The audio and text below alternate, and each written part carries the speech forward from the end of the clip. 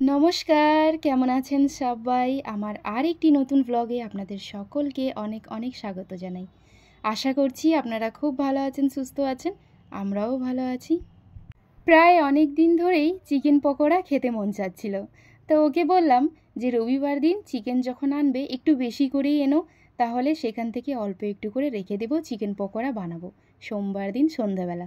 কারণ রবিবার দিন কি হয়, সকালবেলা চিকেন রান্না করলে সন্ধেবেলা ঘুরতে বেরিয়ে যাই, আর এদিক ওদিক গেলে তো বাইরে খাওয়া হালকা পাতলা হবেই, আর বাড়িতে এসে আবার চিকেন পকোড়া বানাবো।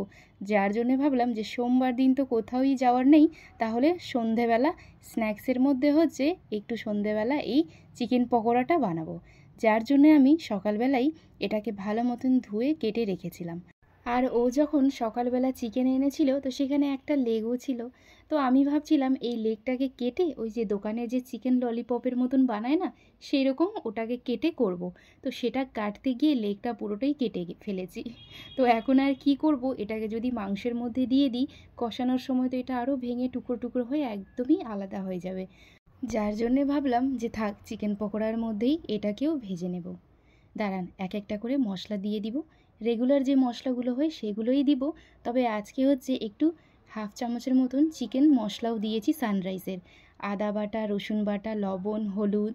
তবে আজকে ভাবলাম যে ঝালের জন্য গোলমরিচের গুঁড়োটা ব্যবহার করব। এমনি কাঁচা লঙ্কা বেটে দিলেও কিন্তু দারুণ টেস্টি হয়, আর লঙ্কার গুঁড়ো দিলেও হয়, তবে আমি ঝাল বেশি করব না, গোলমরিচের গুঁড়োটাই দিব। দাঁড়ান, একটা করে ডিমটাকে ফাটিয়ে দিই। কর্নফ্লাওয়ারও দিয়েছিলাম। আর বেসন কেন দিয়েছি, আমাদের এখানে যে চিকেন পকোড়াগুলো বিক্রি হয়, সেই পকোড়ার উপরে খুব সুন্দর একটা বড়ার মতন মানে একটা টেক্সচার চলে আসে, সেটা আমার কাছে খুবই ভালো লাগে। যার জন্য আমিও বেসনটাকে ব্যবহার করেছি, আর সঙ্গে 2 চামচ কর্নফ্লাওয়ারও নিয়েছিলাম।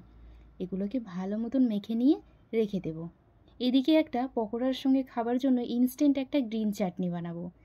পুদিনা পাতা নিয়েছি, ধনিয়া পাতা, একটা টমেটো, জিরা, গোটা জিরে নিয়েছি, আদা, রসুন, একটা কাঁচা লঙ্কা দিয়ে অল্প একটু জল দিয়ে এটাকে বেটে নেব। তারপরে তার মধ্যে 2 চামচ দিব হচ্ছে টক দই। গ্রিন চাটনির মধ্যে আপনি একটু টক দই যদি মিক্স করে সেটাকে বেটে নেন, তাহলে সেই চাটনির কালারটা খুবই সুন্দর হয়। এই যে দেখুন, আমাদের কিন্তু পকোড়ার সঙ্গে খাবার জন্য গ্রিন চাটনি একদমই রেডি। এটা কিন্তু খুব চটজলদি হয়ে যায় জানেন, খুবই ভালো হয় খেতে। আর এটা যে কোনো পকোড়ার সঙ্গে খেতে ভালো লাগে। চলুন এবার তাড়াতাড়ি করে চিকেন পকোড়াগুলো ভেজে তুলে নিই। এদিকে কড়াইয়ের মধ্যে তেলটাকে গরম করে নিয়ে প্রথমে ওই যে লেগ পিসটা যেটা ছিল সেটাই দেব।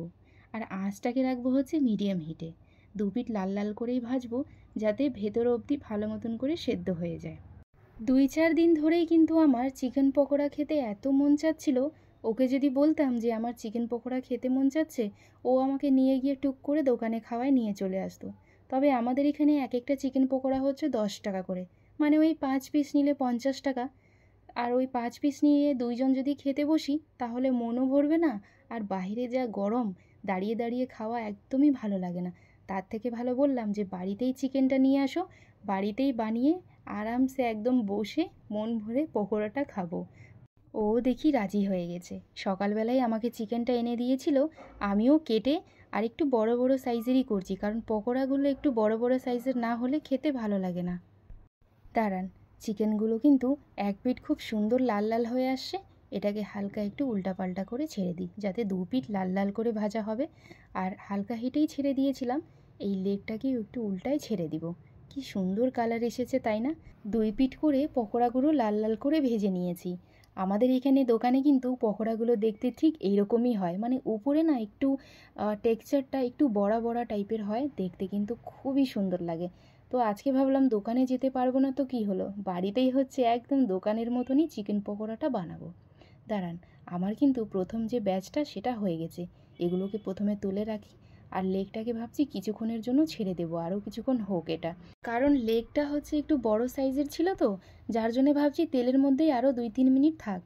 দাঁড়ান, আরও কিছুটা পকোড়াগুলো রয়ে গেছে, সেগুলোকেও এক এক করে সাইডে দিয়ে দিব। আর এদিকে 2-3 মিনিট হালকা একটু তেলের মধ্যে ছেড়ে লেগটাকেও তুলে ফেলবো। এইভাবে করেই সম্পূর্ণ চিকেন পকোড়াগুলোকে ভেজে নিচ্ছি। আজকে আমাদের এখানে কিন্তু বাইরে প্রচুর পরিমাণে গরম হয়েছিল, আর রান্না করে পকোড়াটা ভাজছি আর ভাবতেছি যে কতক্ষণে পকোড়াগুলো ভাজা হবে আর খেতে বসবো আমরা সবাই। চলুন, এদিকে প্রথম ব্যাচটাও হয়ে গেছিলো, আর এই যে দ্বিতীয়বার যেটা দিয়েছি সেটাও কিন্তু খুব সুন্দর লাল লাল করে ভেজে তুলে রাখছি। তো চলুন, এবার এটাও হয়ে গেছে, এটাকেও এবার গ্যাসটা অফ করে দিয়েছি, আর এটাকেও তুলে নেব। আমার কিন্তু চিকেন পকোড়া ভাজাটা হয়ে গেছে, একদম দোকানের মতনই হয়েছে, কিন্তু দেখুন কি সুন্দর হয়েছে। এইভাবে করে একবার আপনারাও ট্রাই করে দেখতে পারেন, দারুণ টেস্টি হয় খেতে। দাঁড়ান, এক একটা করে পকোড়াগুলোকে তুলে প্রথমে ছোট বাটিতে নিয়েছি, কারণ ভীষণ পরিমাণে গরম তো। তারপরে বড় প্লেটে এগুলোকে ঢেলে নেব। এই যে দেখুন, আমাদের বড় একটা প্লেট নিয়েছি, সাইডে হচ্ছে বাটিতে একটু দিয়েছি গ্রিন চাটনি। আর বাইরে গিয়ে দেখি প্রচুর পরিমাণে ঝড় বৃষ্টি হচ্ছে। চলুন একটু বাইরে দেখে আসি। এই যে দেখুন, হঠাৎ করে কিন্তু ঝড় বৃষ্টি শুরু হয়ে গেছে। এবার তাড়াতাড়ি করে প্লেটিংটা করে নিই, না হলে কিন্তু কারেন্ট চলে যাবে। আমাদের এখানে কিন্তু ঝড় বৃষ্টি হলেই কারেন্টটা কেটে যায়। অন্ধকারে তো একদমই কাজ করা যাবে না। প্লেটিংটা ফটাফট করে নিয়ে এটাকে প্রথমে সাইডে করব, না হলে কারেন্টটা চলে যাবে। আর বলতেই না বলতেই কিন্তু কারেন্টটাও চলে গেছিলো। আর পকোড়ার উপরে হালকা একটু মানে ওই হাফ চামচের মতন আমচুরের পাউডার দিয়েছি। দোকানে কিন্তু চাট মশলা, আমচুর পাউডার এগুলো দিয়ে প্লেটটাকে সার্ভ করে।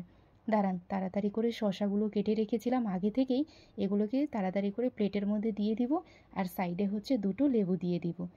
এই চিকেন পকোড়ার সঙ্গে কিন্তু একটুখানি শসা, কাঁচা পেঁয়াজ আর হচ্ছে লেবু দিলে কিন্তু দারুণ টেস্টি হয় খেতে। তো আমি তো এখন টমেটো কেচাপটা দিচ্ছি না, ওই টমেটো সসটা একটু পরে প্লেটের মধ্যে নিয়ে নেব।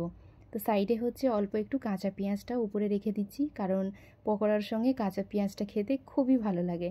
তাড়াহুড়ার মধ্যে পেঁয়াজটা কাটতে গিয়েও পেঁয়াজটা ঠিক মতন কাটা হয় নাই। মনে ওই যে ভয়টা কাজ করছিল কারেন্ট চলে যাবে বলে, ঝড় বৃষ্টি হলেই কিন্তু কারেন্টটা চলে যাবে। কখন আসবে তার কোনো ঠিক নেই, যতক্ষণে ঝড় বৃষ্টি থামবে না কারেন্টও আসবে না। তো চলুন, আমাদের আজকের প্লেটারটা কিন্তু একদমই রেডি।